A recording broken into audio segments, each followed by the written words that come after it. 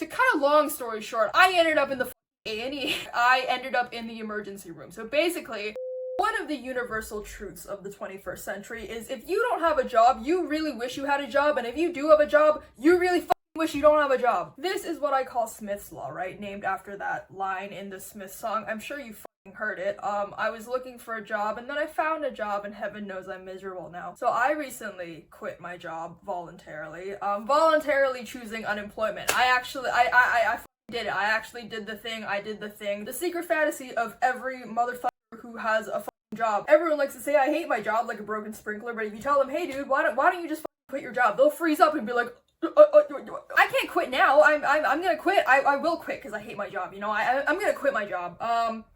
I'm gonna quit in like a year. You know, because I can't right now. You know, it's like this situation is bad. Like I need to be What? By the way, I know I was making fun of you, but just know that I am fully sympathetic to this problem, right? Like, I completely feel this, and I personally, when I was quitting my job, I had been putting it off for ages. I had been staying essentially for like over 6 months. I only worked at my workplace for like less than a year. I basically passed probation, which was like 3 months long, and then immediately started saying it on and off that I was gonna quit my job. So don't fucking worry, I'm saying the same shit. I'm totally in the same boat. I completely understand this. But I actually did end up quitting my job. So for all of you that are still currently working a job, but you want to know the fantasy of like, is it true, Crystal? If I have a job and then I quit my job, does it actually feel that fun? Don't fucking worry. I'm gonna be a guinea pig account. I'm gonna test the voluntarily quitting your job dream that I know a lot of you want and have, but also can't do because you just can't. You're not in the capacity. You don't have. You know, you're scared. That's okay. So, short answer, TLDR, I didn't want to watch the rest of this video, Crystal, is really long. What's it like being unemployed voluntarily after quitting your job? It's nice, it's fun, you can wake up at any time you want. I'm fucking shitting my pants, basically. I can't really sleep. I will sleep for like 5 hours a night, and then my body will kind of just, like, fucking wake itself up, which it actually never did when I actually needed to wake up early for my job. But now that I don't, now that I'm unemployed, my body's like, hey, you know what would be a great thing if we just like decided to wake up at 7 a.m. and just do it naturally, okay? When you want it to happen, it doesn't happen. When you don't need to wake up at 7 a.m., your body just wants to like wake up at 7 a.m., okay? So like, I wake up even though I'm tired. It's that type of shit right now, okay? But other than that, it is really nice. But also, this is kind of clickbait, right? Because I'm not like, I didn't go unemployed with no backup plan. My backup plan is kind of stupid. It's this YouTube channel, which according to my mom is not a real job. So I'm about like a month out of my job, right? Like my office job. I used to work as like a paralegal, so I worked as a paralegal at a law firm. I did that for about a year. Before that, I was in school, and before that, I was like scooping popcorn at the cinema. Some of you might know this earlier video, but basically, I jumped jobs again. I did the thing. So I'm 1 month out of my job. So why did you quit your job, Crystal? Well, first of all, it's because I wanted to do the delusional thing that everyone does in this 21st century dream, which is that I wanted to be a fucking content creator, right? Because everyone wants to have fake internet clout and get paid for talking to themselves like a crazy lunatic in their room, okay? That's the dream job of like every fucking Zoomer, okay? Everyone wants to be a fucking content creator, and I was like, you know what? I'm gonna fucking do it. But also, why did you quit your job? I was tired. I was tired. I'm tired. Yeah. I'm still kind of tired, but I'm slightly less tired than when I was working 2 jobs. Because basically, if you've been watching this channel for a while, right? Like if you've been watching for like a couple months or you've seen some old videos, I'm gonna give you kind of the behind the scenes. I'm gonna give you the behind the scenes of like what life is like when like doing this channel, okay, building this channel. Basically, what I would do when I was making those videos is that I would do like my 9 to 6 at my paralegal job, right? And then I would do after that, after my 9 to 6, I would come home and then I would do a 6 to 9. No, I'm joking. I would do a 9 to 6 and then I would come home and I would do like a 6 to 12, okay? Like 6 to midnight at home where I would like film videos or like make little scripts or like whatever. Which is pretty bad because I would like I would not go to bed at midnight. I would go to bed past midnight and then wake up and do it the 9 to 6. I would just basically do that, and then throughout the weekend I would just do YouTube. So basically I just didn't take any days off. I would be working like 7 days a week. I was just tweaking out, you know? I was like twitchy, and I like to think that I'm pretty high functioning, right? And I don't really use a lot of anything external to like cope with stress. I'm one of those people that likes to go through life fully sober, like full raw dogging, like no substances, etc., right? Except for coffee. I do drink a lot of coffee. That's probably why I'm twitchy all the time. I do drink a lot of coffee, but other than that, I basically just thug it out. I don't use anything. I can't get explicit on, otherwise I'm gonna get demonetized. But basically, TLDR, I'm the type of person I will be under immense stress and I will just like thug it out, you know? I'm just like, you know what, just like, you just have to thug it out, like it's fine. That is a really unsustainable thing to do for like a very long amount of time, regardless of how well adjusted you like to believe that you as a person are. It's very difficult to work 7 days a week and not take any breaks. That is just not sustainable. I don't recommend doing that. Again, as I said, I was a paralegal at a law firm, which is, I think, title-wise is a pretty stressful job. As far as law firms go, they're really quite nice, actually. Like, they were really good to me. Like, they let me work from home, and they don't, like, micromanage you very much. They're actually really nice. Which makes me actually, when I quit my job, or, like, when I was telling my mom that I quit my job, because eventually I had to tell her. Obviously, I did not tell her immediately, because she's Asian. And I was like, I'm gonna quit my job to be a YouTuber. Obviously, I didn't tell her when I actually did it.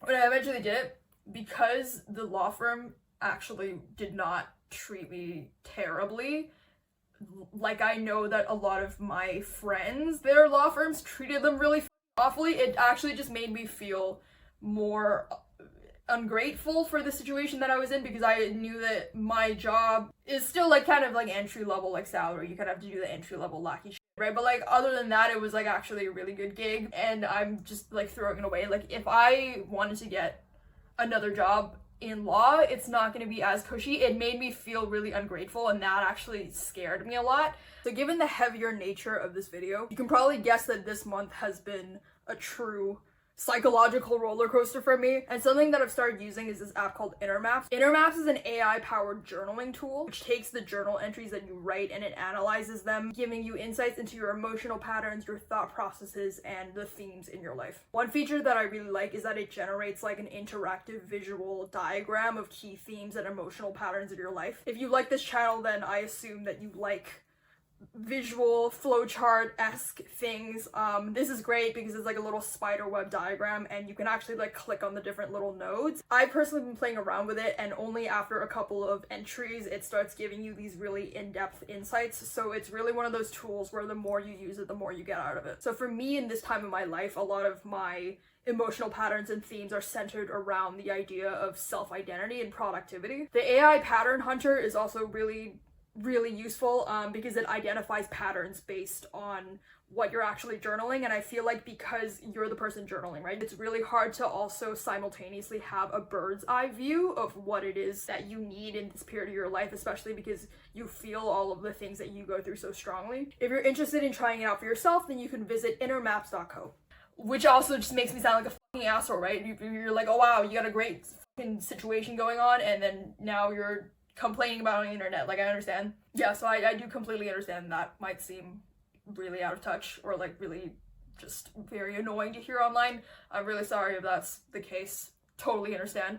But for me personally, working that many hours, it was just unsustainable. Like, I think regardless of how much you want something or like how perseverant you as a person are, I like to think that I'm pretty perseverant, probably not the most perseverant person in the world, but I think I have a pretty high tolerance for stress.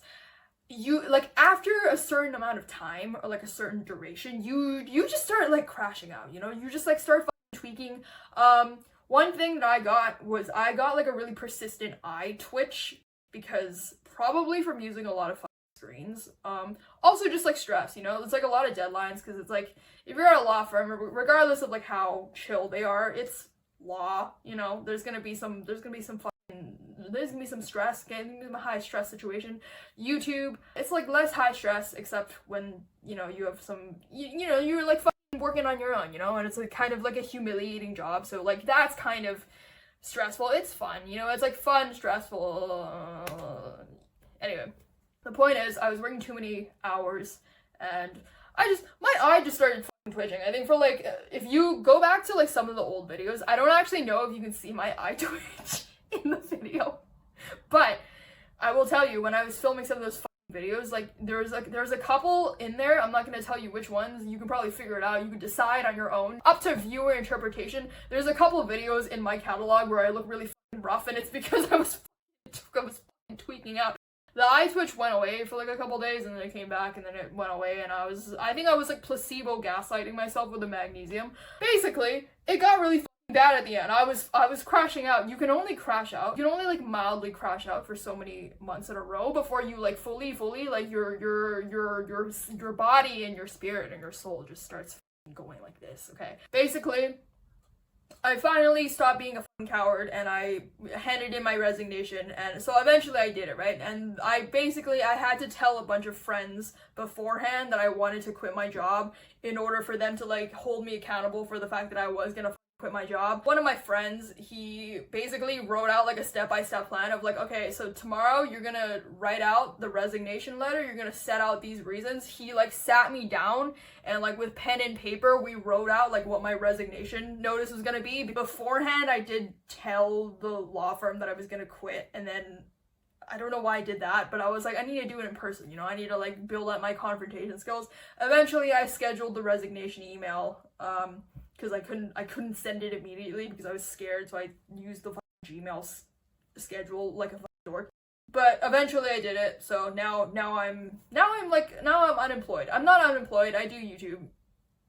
I'm unemployed, basically. So the question that I know is on everyone's mind, because everyone wants to know this, because they also want to do it, which is, Crystal, how does it feel to voluntarily quit your job and like be unemployed? Okay, like how does it feel? Okay, because I work 50 hours a week and I want to quit my job, but I haven't because I'm scared, which is understandable. Okay, I understand why you're scared, and I understand that not everyone could just quit a 50-hour job. So like, how does it feel, Crystal? It's cool. It's cool. I think you're on your own schedule. You're on your own, basically. I'm anxious a lot.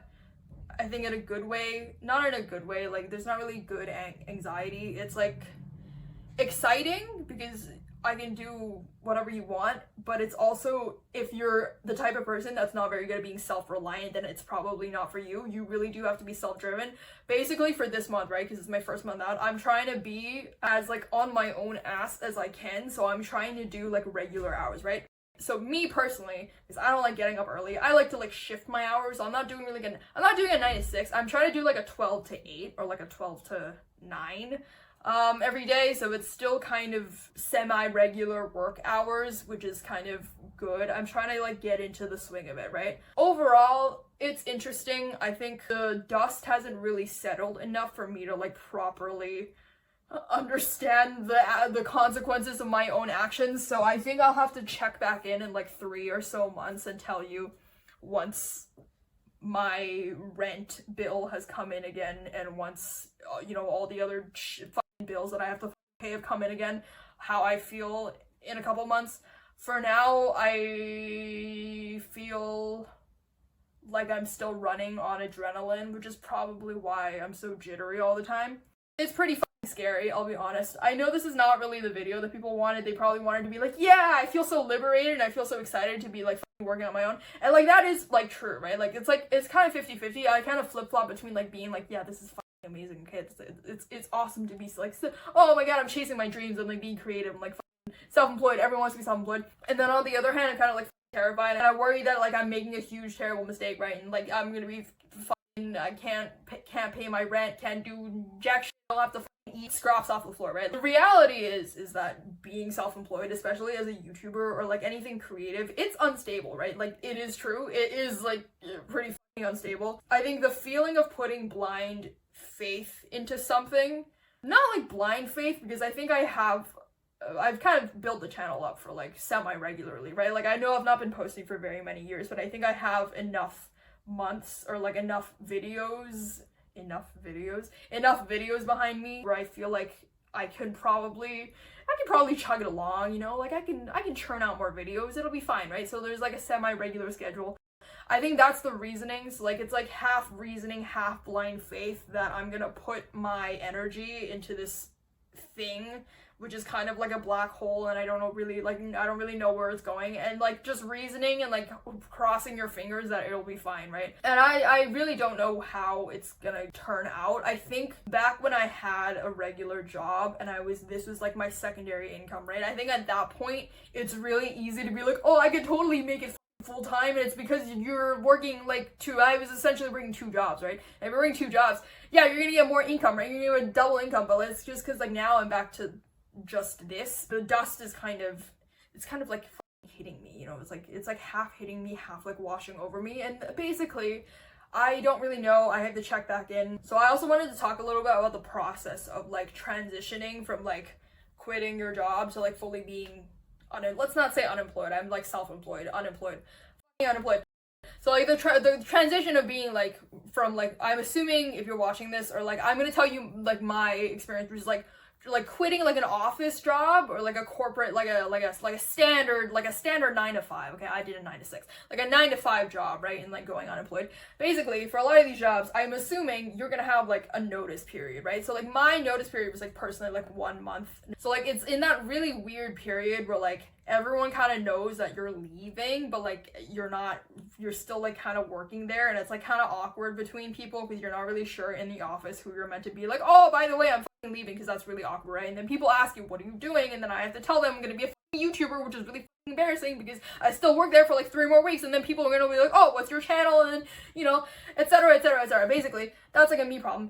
It was a really weird transition because I thought that it would get less busy. It just didn't happen. I was really thugging it out for that last month, which I actually think, ironically or like not ironically, it just actually, strangely enough, I'm almost grateful that the office job kind of didn't like tone itself down. The work consistency kind of remained the same, which is actually good because it actually just made me like fully, at the end, I was like fully like flaming out, right? Like I was fully crashing out. And I'm gonna tell you why that sounds really bad. I personally thought that was a good thing, is because it made me feel like I was doing the right thing, or I was making the right decision, in that 1 month period was so unsustainable, even though there was like a set end goal, that I knew that if I had put off resigning any later than that, I would have fully like, I don't know what, I would have like crashed out. I would have, you know, like thrown a hissy fit online, done something, you know, hysterical, breakdown, crying, whatever. So I knew that I had quit in like just the right amount of time. And the perfect illustration of what I mean by I quit at just the right amount of time was basically as soon as I think like in the week after I gave in my resignation, right? You know how I said I was like doing full steam ahead. It was like May. I was like, YouTube was doing well, but I was like stressed out. The job was it was like Q2 of like the fucking corporate cycle, right? So like everyone's stressed out. It was like 100% work, 100% work, like 200% work. Basically, I ended up in the A&E. For absolutely no reason. I was being completely a hypochondriac. I ended up in the emergency room. So basically, to cut a long story short, I thought that I was having a health crisis. I'm not going to tell you what specifically the health crisis was. It was a physical health crisis, not a mental health crisis. Basically, for a while before this, right, I had been having a very specific hypochondric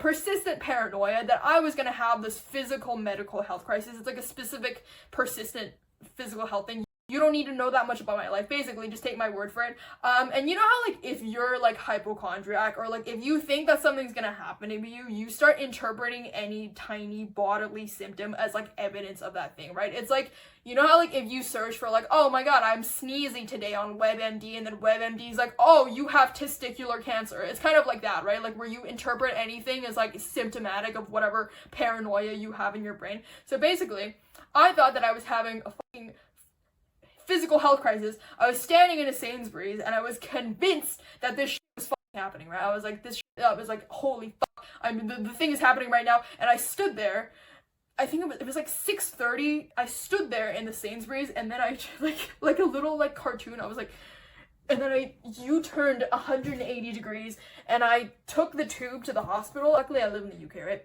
So it's free, it's like NHS. I went to the hospital and I told them, look, I'm pretty sure that I'm just being fully paranoid. Like, I think probably I'm just stressed out. I think I'm just tweaking. Like, I think I'm just crashing out. But also that I think that this very specific medical health crisis is happening to me.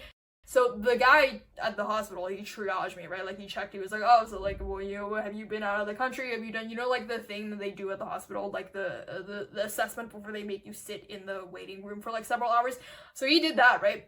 And he was like, yeah, I think you're probably stressed. Like, it seems like it could be stress, but also, we can't be sure that it's not the thing that you're talking about. So just, I think, at this case, we're gonna put you in the queue, but since you're not that urgent, because we're pretty sure it's stress, you're probably gonna have to wait many hours. But also, because we can't say 100% sure that it is the thing that you're talking about, we also do kind of want to check you. So I think that you should just go home and then tomorrow morning come back at like 8 a.m. and then we'll check you in there. So I was like, okay, so you're pretty sure, you're convinced that I'll be fine for the night? And he was like, yeah, you'll be fine for the night, but just come back tomorrow. So I was like, yeah, that's fine. So he like wrote me a little slip, and I like went back to the hospital the next day, right?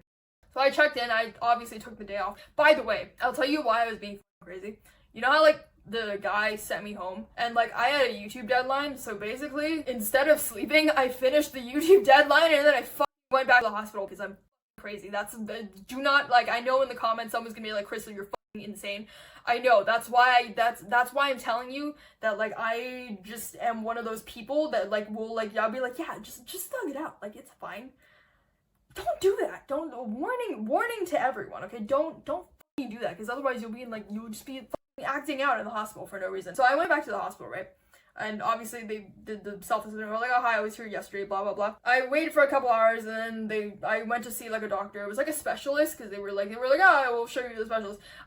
Basically, talked to the doctor, chit chat. He assessed me. After the physical assessment, he was like, yeah, you're fine. Like, it's not the thing that you're worried about. And I was like, oh my god, thank god. I knew that it was stress. But like, also I didn't want to put my health on the line, right? Because if it actually was the thing that I was worried about, I didn't want to be like, yeah, it's stress, because you never know, okay?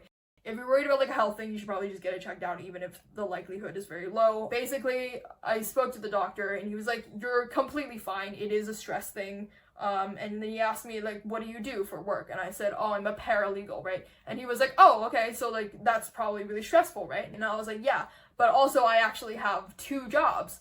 And then the doctor was like, oh, well, what does that mean? And I was like, well, I'm also a YouTuber. And he was like, oh, that's really cool. And we talked about that for a while. But yeah, at the end, he basically sent me off, and he was like, there's physically nothing wrong with you. The symptoms that you felt the other night were probably completely a manifestation of stress. There's nothing physically wrong with you. He checked, and he was like, you're fine, but you 100% have to get your stress in control. You have to find some way to manage your stress. And basically I was like, ha, funny you should say that, because I actually just quit my job. I just gave my notice in, and he basically just told me, yeah, it's good you did that, but you clearly pushed it to the edge. And I was like, yeah, we can tell now that I'm sitting in the doctor's office that I just let it play out to the very end.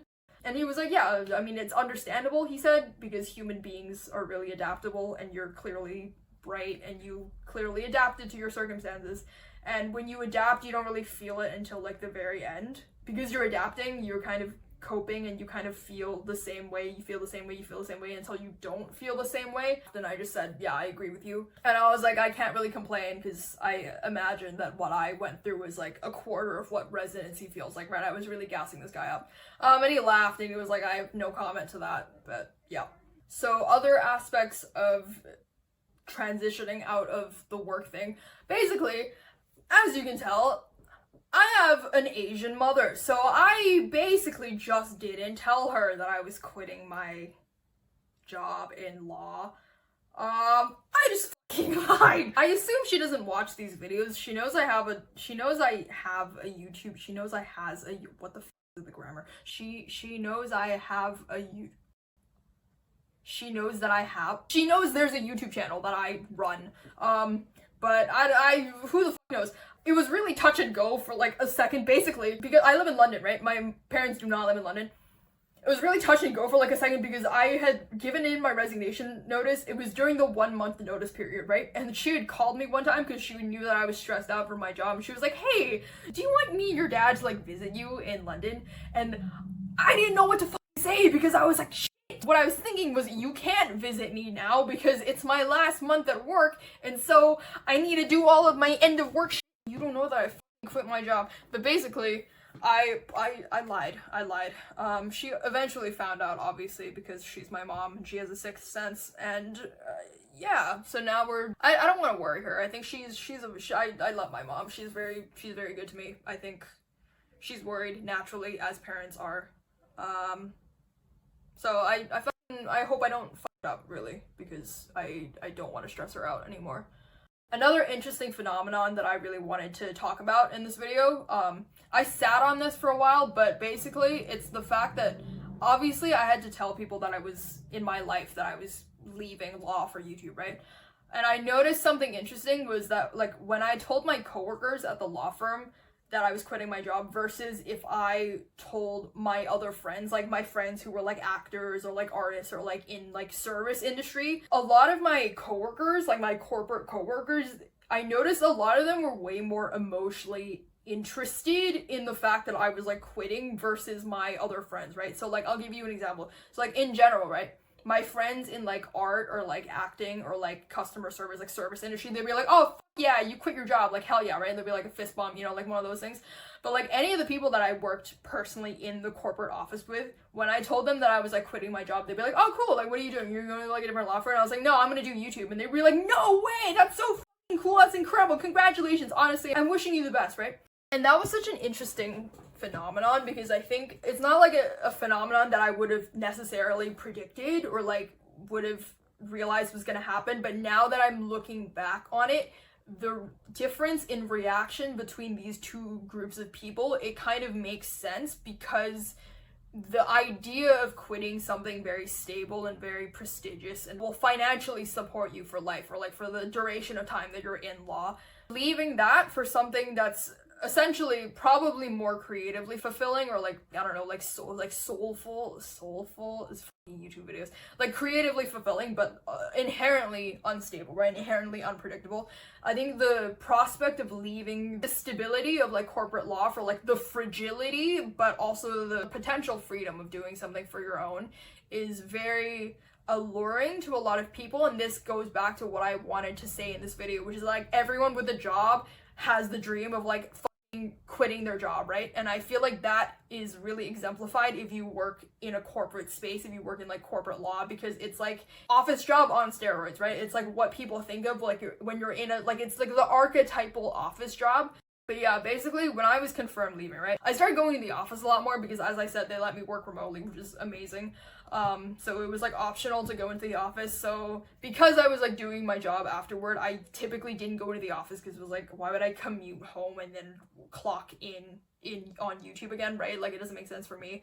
But during like my last month, I'm actually like a very sentimental person, and I was like, oh, I'm gonna like be sad that I'm leaving this office because I actually quite liked working here. So I started like going to the office more, and then I started like going to like the work drink events, you know, like after work people would like go to the pub, etc., which I never went to previously, again because I was busy because I was working every day. And I started like talking to some of these coworkers for the first time. I was like working there for a year, and they were like, oh hey, are you new? I was like, no, I'm working here, I was working here since like July. We just never met because I was never in the office because I'm busy all the time. But now I'm leaving, so now I'm coming to these. It's very inconvenient that I'm realizing you're actually a really cool person and we probably could have been buddies in the office. But now I'm meeting you for the first time. I'm leaving in like 2 weeks.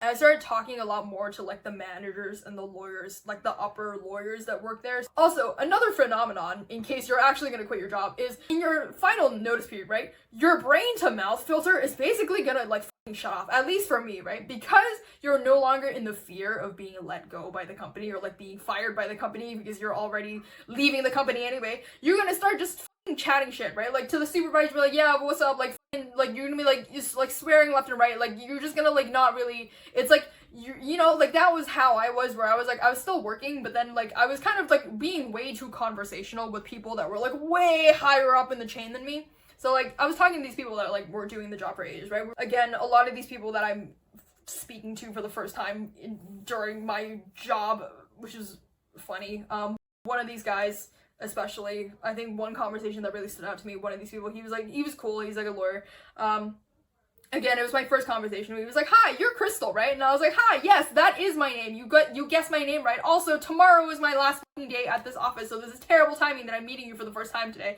And he was like, "Oh, that's crazy. Why did we fire you?" He said this jokingly. He was like, "Oh, why are you leaving?" And I was like, "I'm gonna be so for real for you. It's gonna sound really stupid. I'm gonna go be a YouTuber." And he was like, "Wow, that's crazy. I mean, good for you. But also, I'm going to tell you why you should not be self-conscious at all about telling me that you're going to leave for YouTube." And he told me that he actually had a philosophy podcast and a major platform had paid him to produce it. And I remember in the conversation when he started discussing it, right? Because obviously I got really excited because I was like, "Oh, that's really cool," because I don't have a podcast. And we started talking about, making podcasting, content creation, stuff like that.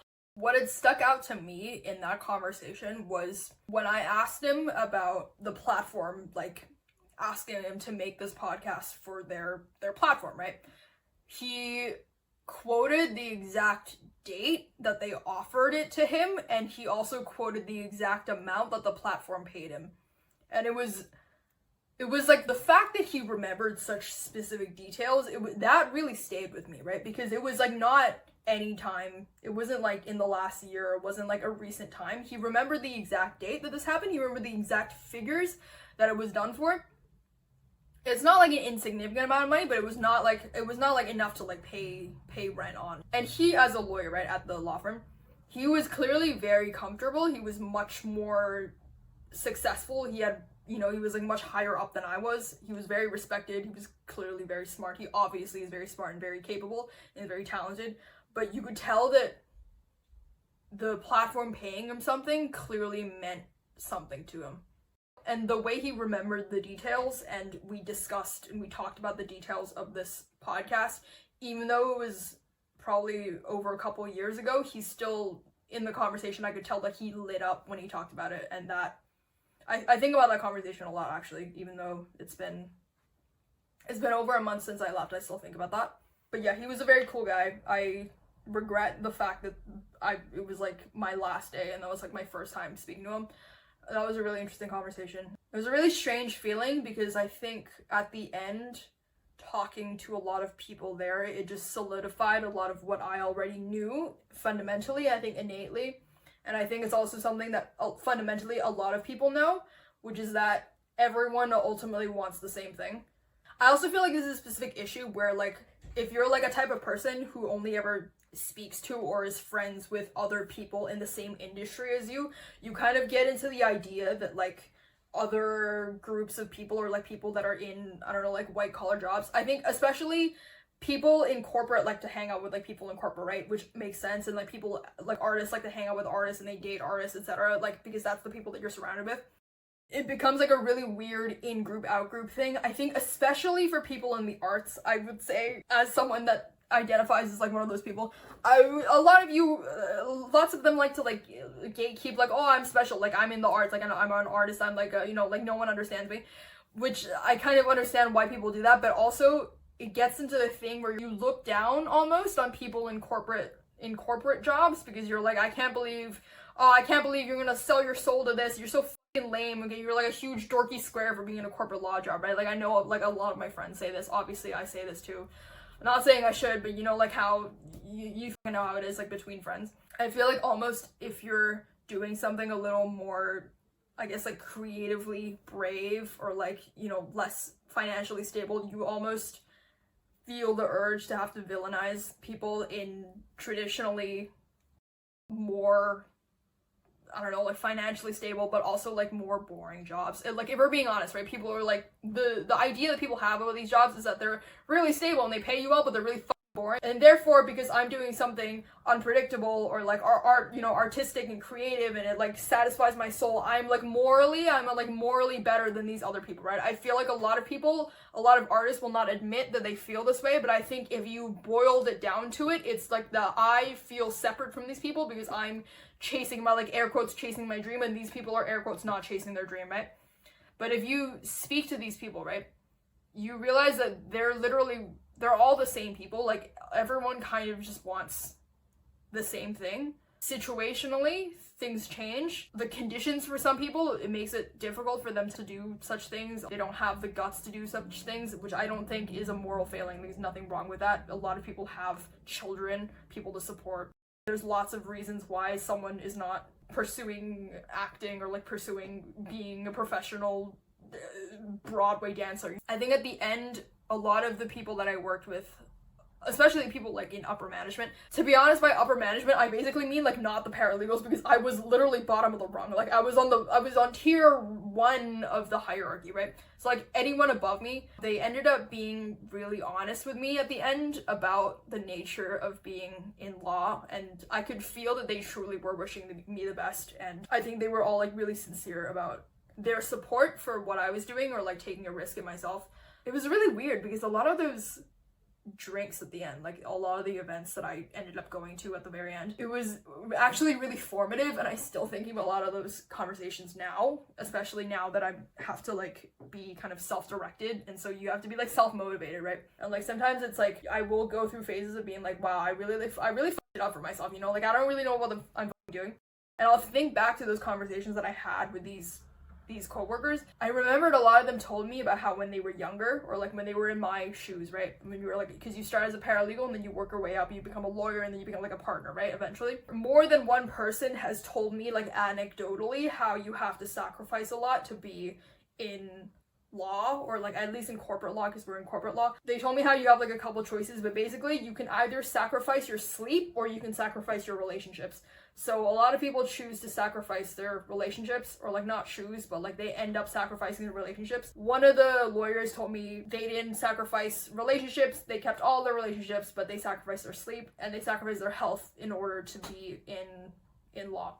And I think about how candid they were with their experiences and how sincere they are. They're very good people. I think all of the conversations that I had at the end, especially for people that actually like their position is going to be my future, right? If I continue to be in law or like in this industry.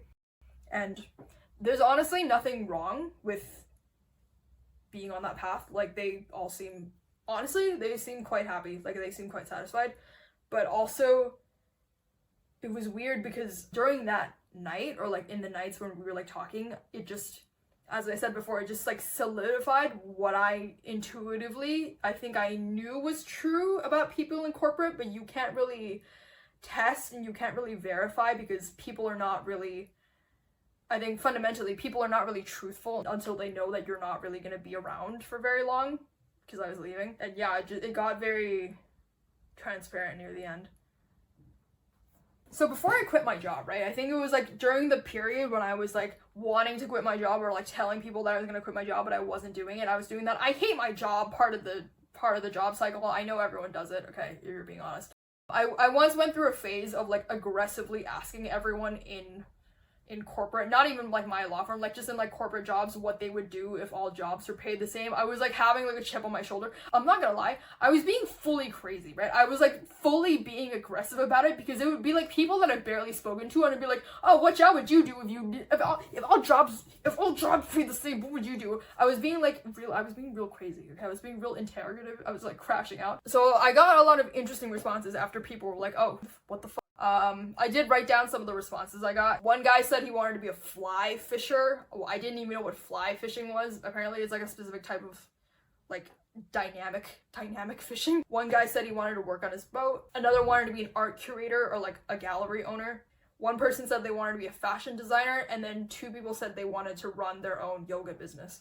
And throughout the work drinks, right, I kept joking to these people that were like above me about how I'm quitting because I want to do this, but ultimately I'm quitting because I think I'm still young enough to make a terrible decision. Those are my exact words, by the way. And they all laughed basically every time I said that, because it's a really lame joke. They all laughed, and they told me that they were young enough to do that too. Thank you for watching this video. This is a bit of a different video. I hope it was helpful to you. Helpful? Fuck. I don't know. I hope it was interesting to you. But yeah, that's what I've been up to for the last couple of months. I'm trying to get my life in order. If you like this video, you can check out some of these other videos. Follow me on Instagram. I have an Instagram. Yeah. I have a newsletter, by the way. Check out the newsletter. Check out the shop. Just click description. Look at the description. Yeah, thank you.